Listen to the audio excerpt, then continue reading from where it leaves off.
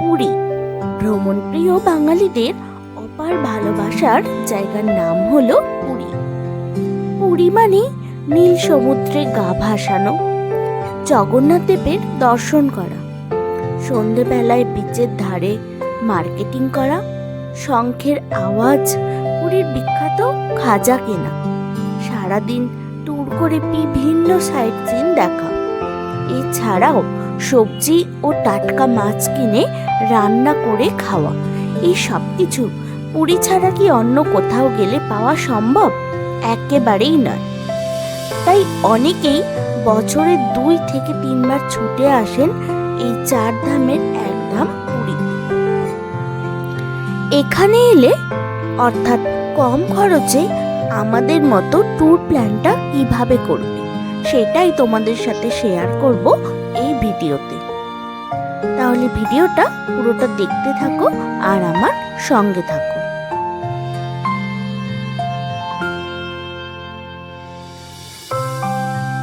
পুরী বাসে ট্রেনে দুভাবেই যাওয়া যায়, কিন্তু আমার মতে ট্রেনে যাওয়াই সবচেয়ে আরামদায়ক জার্নি। হাওড়া, শালিমার ও সাঁতরাগাছি থেকে অনেক ট্রেন যায় পুরীতে।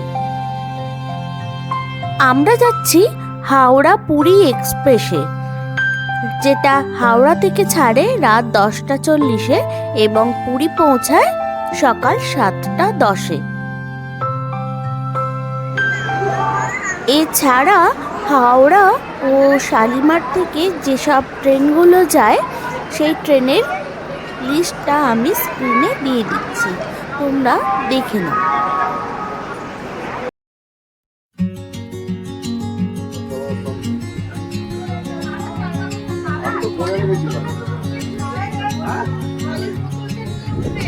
আমাদের এই ট্রেনে ভাড়া লেগেছিল পার হেড 340 টাকা করে। ট্রেন একেবারে রাইট টাইমে ছেড়ে দিল, আর মাত্র কয়েকটা ঘন্টাই বাকি, তারপরে আমরা পৌঁছে যাব পুরীতে।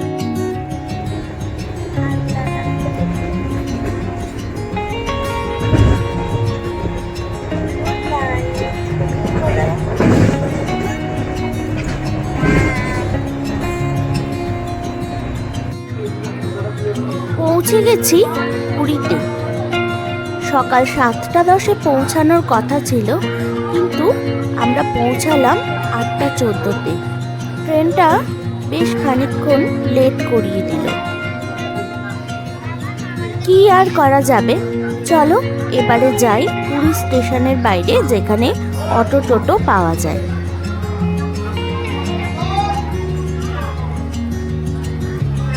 পুরীর স্টেশনের বাইরে এসে তো দেখি এখানে প্রচুর অটো ও টোটো দাঁড়িয়ে রয়েছে।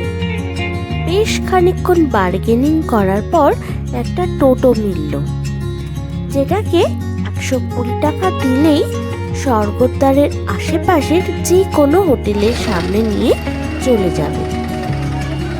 আমরাও তাই করলাম।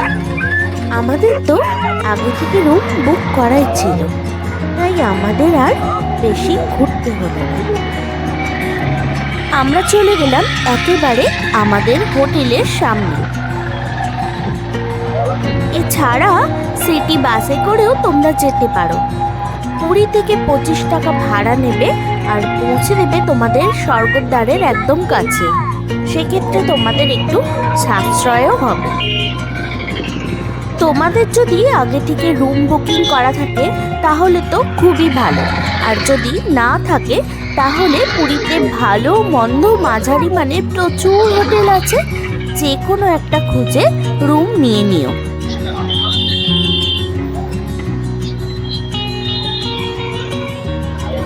শ্রী শ্রী বালানন্দ তীর্থাশ্রম, এটাই ছিল আমাদের পুরীর আস্তানা। যাই হোক, হোটেলে ব্যাগপত্র রেখে দৌড় দিলাম 2 চোখ ভরে সমুদ্রকে দেখতে।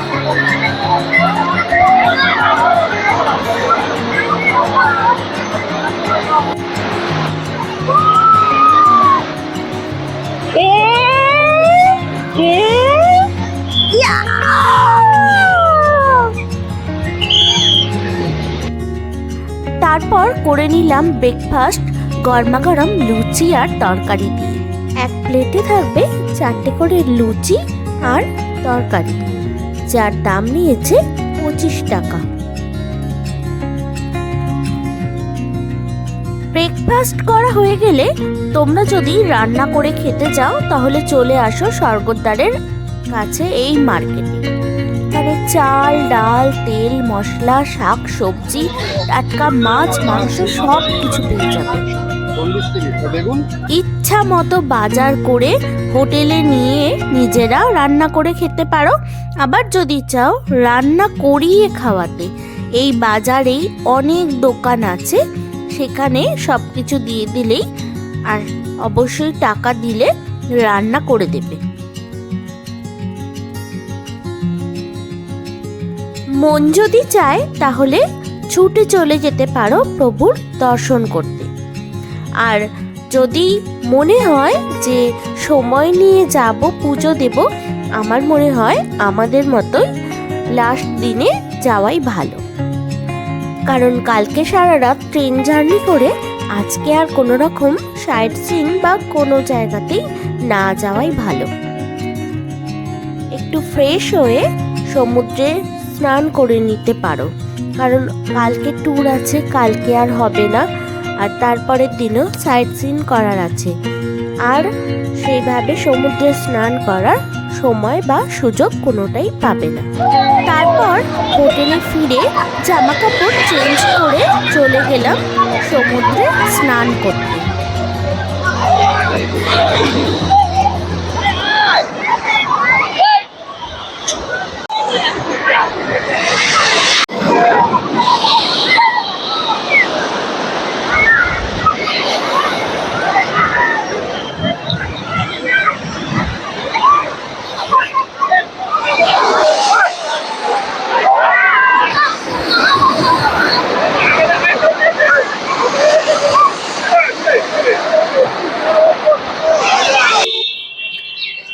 থেকে 2 ঘন্টা স্নান করে ফ্রেশ হয়ে চলে এলাম লাঞ্চ করতে। দুপুর হয়ে গেছে, খিদে তো প্রচুর পেয়েছে, লাঞ্চ করতে হবে। পুরীতে প্রচুর রেস্টুরেন্ট আছে, দাদা বৌদি, মাসির হোটেল, মামা ভাগ্নে, তবে আমরা আজকে এসেছি 13 পার্বণে। এখানের অ্যাম্বিয়েন্সটা খুব ভালো, আমাদের তো খুবই ভালো লেগেছে।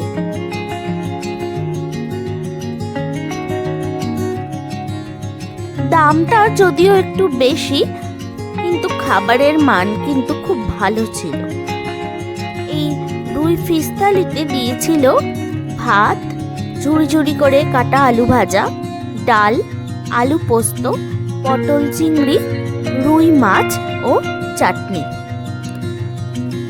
পছন্দসই যে কোনো একটা সবজি তোমরা এক্সট্রা আর একবার নিতে পারবে, তার জন্য আলাদা করে কোনো রকম টাকা দিতে হবে। এই ফিশ থালিটার দাম নিয়েছিল 150 টাকা।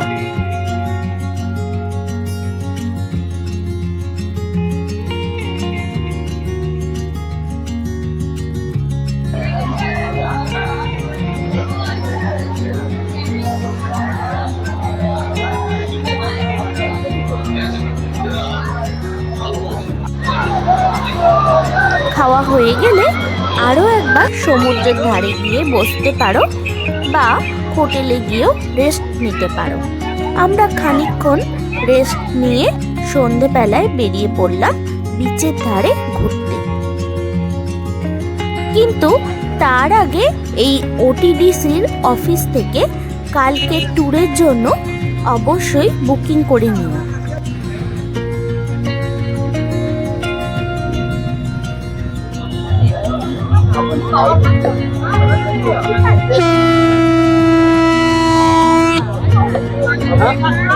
এরপরে চলে যাও বিচের ধারে, সেখানে গিয়ে প্রচুর দোকান দেখতে পাবে, ইচ্ছা মতো মার্কেটিং করে নিতে পারো। এছাড়া খাবারের স্টলও বসে প্রচুর, চা, ঝালমুড়ি, মাছ ভাজা, যা ইচ্ছা খেয়ে সন্ধ্যেবেলাটা সমুদ্রের ধারে বসে সুন্দরভাবে উপভোগ করতে পারো।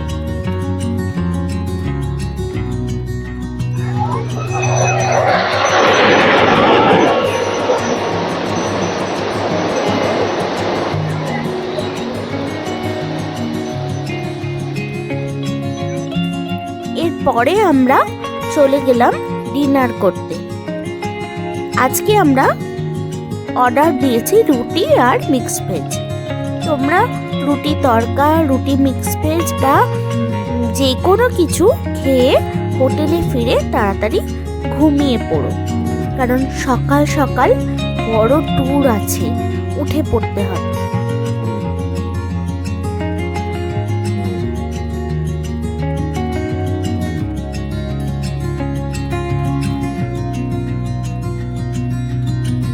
গুড মর্নিং বন্ধুরা, এখন বাজে সকাল 6টা।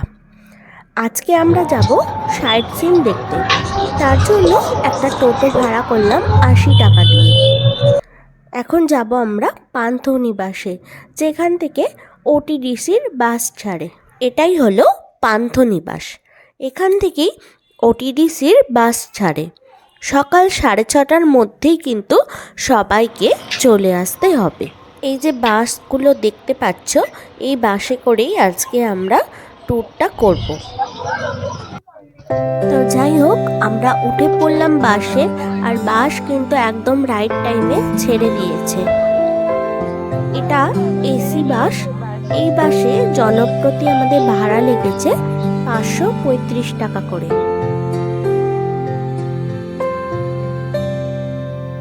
প্রায় সব জায়গাতেই যাওয়ার জন্য এন্ট্রি ফি লাগবে, এবং নন্দনকাননে এন্ট্রি ফি এর সাথে জঙ্গল সাফারি করার জন্য আরও এক্সট্রা টাকা লাগবে।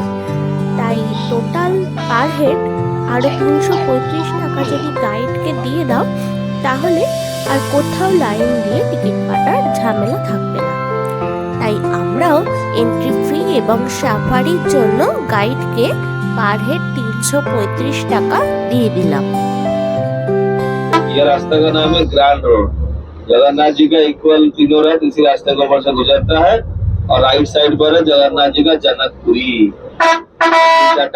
मंदिर दिख रहा है। বাস একটা রেস্টুরেন্টের সামনে দাঁড়ালো। এখানে চাইলে তোমরা সকালে ব্রেকফাস্টটা সেরে নিতে পারো। এখানে ধোসা হচ্ছে, ইডলি পাওয়া যাচ্ছে, এছাড়া কচুরি, সিঙ্গারা সবই পাওয়া যাচ্ছে। এখানে একটু দামটা কিন্তু বেশি। ধোসা, ইডলি বা এক প্লেট কচুরির দাম কিন্তু নেবে 50 টাকা করে। ব্রেকফাস্ট করে আমাদের বাস রওনা দিল প্রথম গন্তব্যে যাওয়ার জন্য। প্রথমে গেলাম আমরা ধৌলিগিরিতে।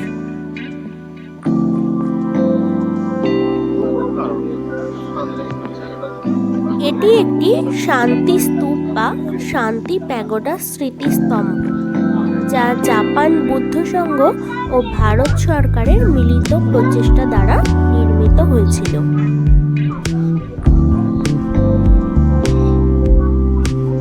দয়া নদীর তীরে এই ধৌলিগিরি অবস্থিত। মনে করা হয় সম্রাট অশোকের কলিঙ্গ যুদ্ধ এখানেই হয়েছিল, তাই শান্তির প্রতীক স্বরূপ এটি বানানো হয়েছিল।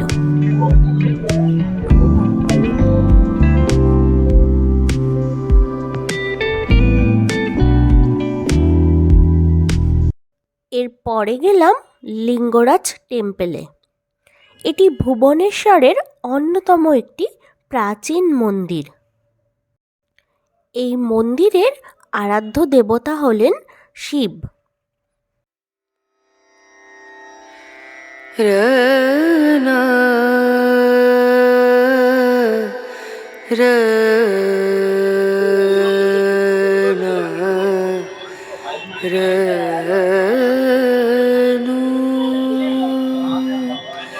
এই মন্দিরের ভিতরে কিন্তু বেল্ট, জুতো মানে যে কোনো রকমের চামড়ার জিনিস পরে যাওয়া নিষিদ্ধ। আর মন্দিরে যদি পুজো দিতে চাও, তাহলে এই মন্দিরের বাইরে প্রচুর দোকান রয়েছে, সেখান থেকে পুজোর সামগ্রী কিনে পুজো দিতে পারো। এরপরে গেলাম উদয়গিরি ও খণ্ডগিরিতে। প্রথমে এসেছি উদয়গিরিতে। আর উদয়গিরি দেখা হয়ে গেলে যাব খণ্ডগিরি। এদিকে একটা রাস্তা আছে, ওদিকে একটা সিঁড়ি আছে, কিন্তু ওইটা নো এন্ট্রি করা আছে, ওদিক দিয়ে যাওয়া যাবে না। চলো এদিক দিয়েই যাওয়া যাক।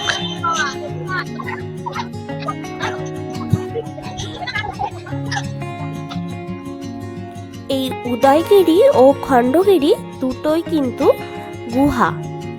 এই গুহা দুটোই কিছুটা প্রাকৃতিক ও কিছুটা কৃত্রিম ভাবে তৈরি। কলিঙ্গরাজ খারবেলের রাজত্বকালে জৈন সাধুদের আস্তানা হিসেবে এই গুহাগুলো ব্যবহৃত হতো বলে ধারণা করা হয়।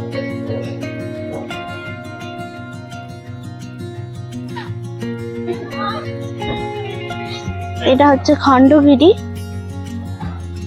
প্রচুর হনুমান রয়েছে এখানে, কিন্তু প্রচুর বাঁদর রয়েছে, বাঁদর বা হনুমান যাই বলো। তো খাবার দাবারে প্যাকেট একদমই আনবে না, আর ফোনও কিন্তু খুব সাবধানে রাখবে।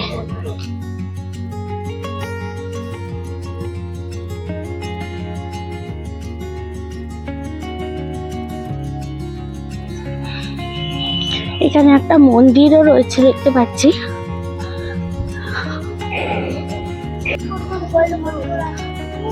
ওই যে ওইখানে রয়েছে জৈন মন্দির।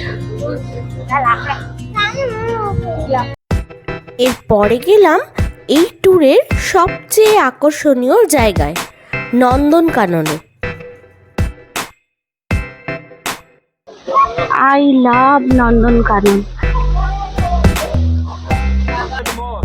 নন্দনকাননে যেরকম চিড়িয়াখানা রয়েছে, সেরকম বাসে করে জঙ্গল সাফারিও করা যায়।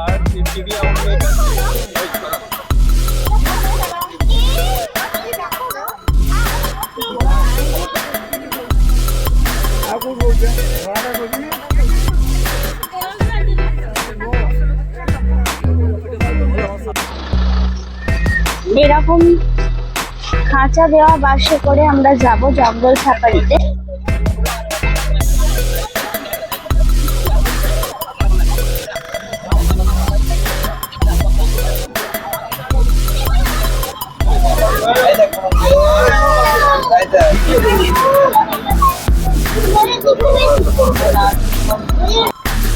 ভল্লুক আর হরিণের দেখা মিলল, প্রচুর হরিণ রয়েছে নন্দনকাননে।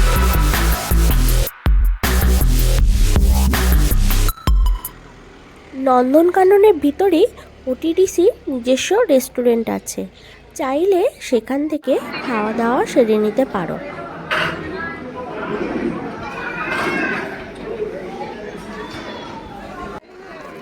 আমরা নিয়েছিলাম ফিশ থালি, যাতে ছিল ভাত, পাঁপড়, চাটনি, আলু ফুলকপি ভাজা, ডাল, রুই মাছ, আর এটা ছিল পায়েস।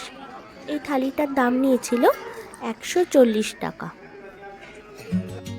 নেক্সট ডেস্টিনেশন হলো কোনার্ক সান টেম্পল বা কোনার্ক সূর্য মন্দির।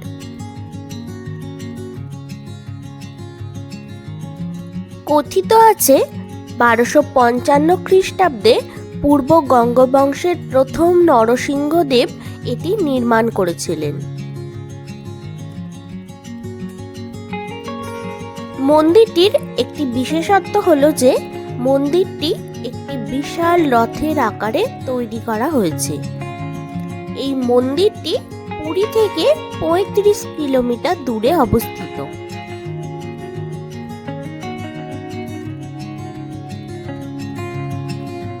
এরপরে গেলাম চন্দ্রভাগা সমুদ্র সৈকতে, যা কোনার্ক সূর্য মন্দির থেকে 3 কিলোমিটার দূরে অবস্থিত।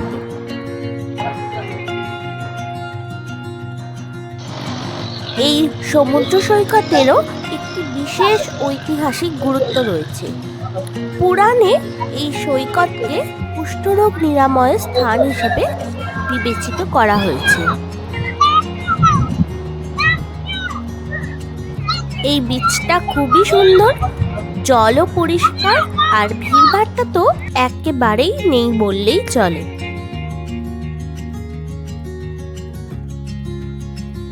এরপরে গেলাম রামচণ্ডী মন্দির দেখতে।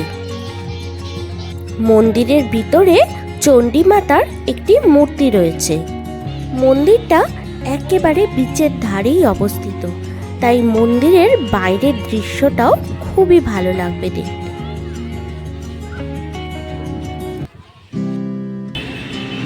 সব শেষে গেলাম সুদাম স্যান্ড আর্ট মিউজিয়ামে। এখানে প্রবেশের জন্য টিকিট মূল্য লাগে জনপ্রতি 30 টাকা করে, কিন্তু আমরা যেহেতু এন্ট্রি ফি এর জন্য গাইডকে 335 টাকা করে দিয়ে দিয়েছি, তাই আলাদা করে আর টিকিট কাটতে আমাদের হলো না। এগুলো কিন্তু সবই বালি দিয়ে বানানো। শিল্পীর হাতের অসাধারণ কারুকার্য দেখতে হলে একবার হলেও এই স্যান্ড আর্ট মিউজিয়ামে আসতেই হবে।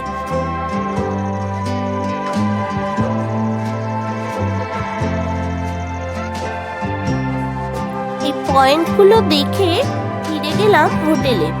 ফ্রেশ হয়ে ডিনার সেরে ঘুমিয়ে পড়লাম। সকালবেলা তাড়াতাড়ি উঠে যদি চাও সূর্যোদয় দেখতে, তাহলে 6:15 নাগাদ সমুদ্র সৈকতে চলে যাও। আমরা তো দেখতে পাইনি, ওয়েদার মেঘলা থাকার জন্য সানরাইজ দেখার আর সৌভাগ্য হয়নি।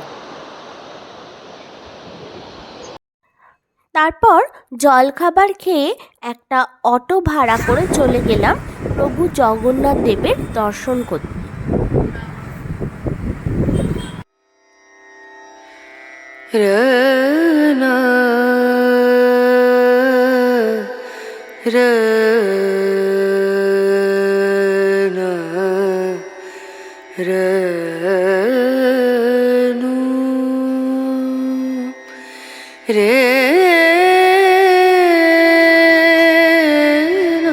বলা হয় 4 ধামের এক ধাম হলো এই জগন্নাথ পুরী। পুরীতে এসেছি আর প্রভুর দর্শন করব না, এ তো হতেই পারে না। তাই মন্দিরে ঢুকে প্রভুর দর্শন করে এখন আমরা হোটেলে ফিরে যাচ্ছি।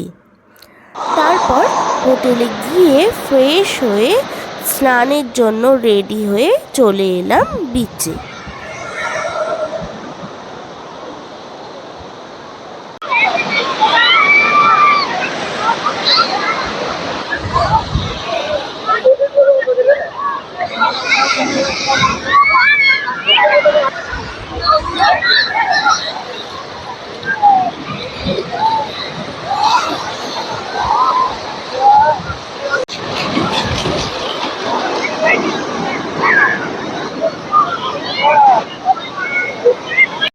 স্নান টান ছেড়ে ফ্রেশ হয়ে লাঞ্চ করে আবারও 400 টাকা দিয়ে অটো রিজার্ভ করে বেরিয়ে পড়লাম পুরীর লোকাল সাইট সিন দেখতে।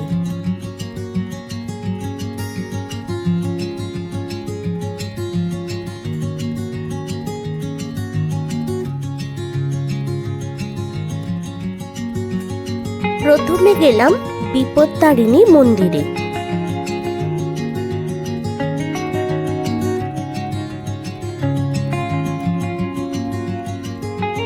এখানে যাওয়ার জন্য কোনো রকম এন্ট্রি ফি লাগে না। মন্দিরটা খোলা থাকে সকাল 6টা থেকে বেলা 11টা পর্যন্ত, আবারও 2:30 থেকে সন্ধে 6টা পর্যন্ত।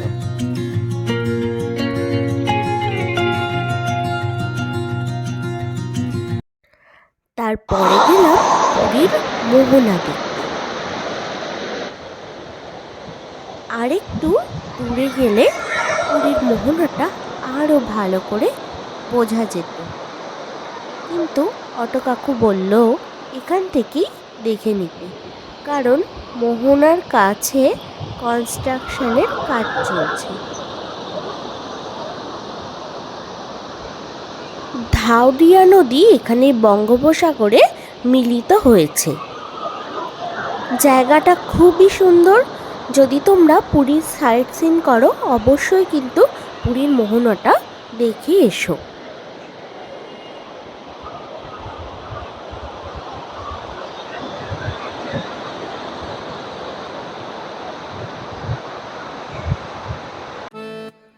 এরপরে গেলাম শ্রী শ্রী ওমকারেশ্বর মন্দিরে।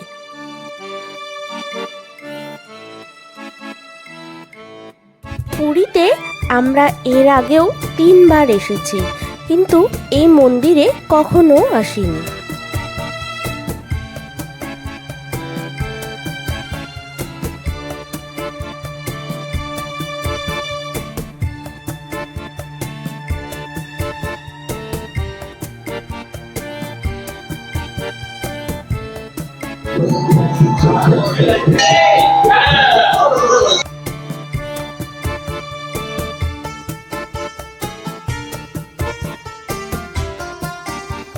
এই মন্দিরে এলে 108 জায়গার আলাদা আলাদা শিবলিঙ্গ তোমরা দর্শন করতে পারবে।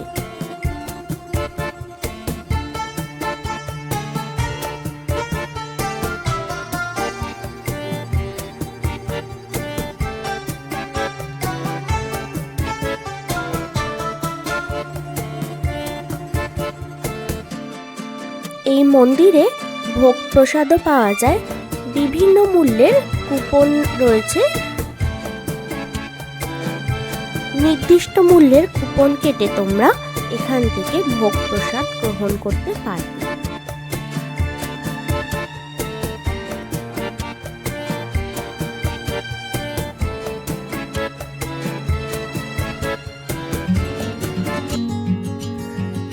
লাস্টে গেলাম গুপ্ত বৃন্দাবনে।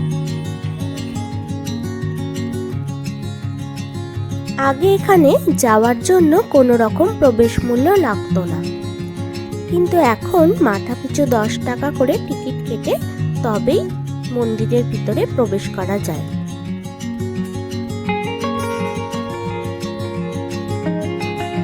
এই মন্দিরে দেখার মতো প্রচুর জিনিস রয়েছে, হাতে একটু সময় নিয়ে গেলে খুব ভালো হয়।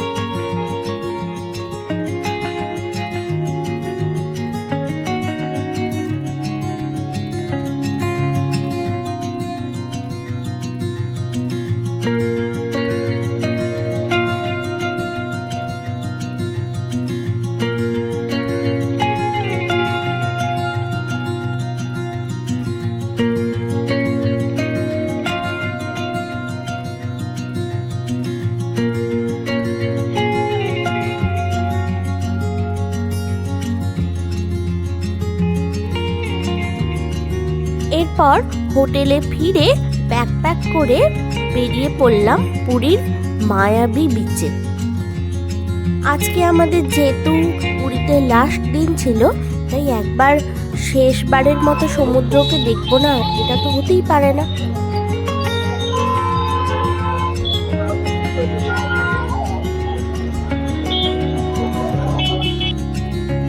আজকে যদি কারোর কেনাকাটা করার থাকে তাহলে কেনাকাটা করে নিতে পারো।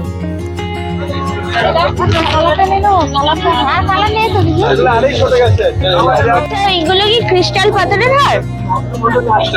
ওগুলো কিরম দাম আছে? 180।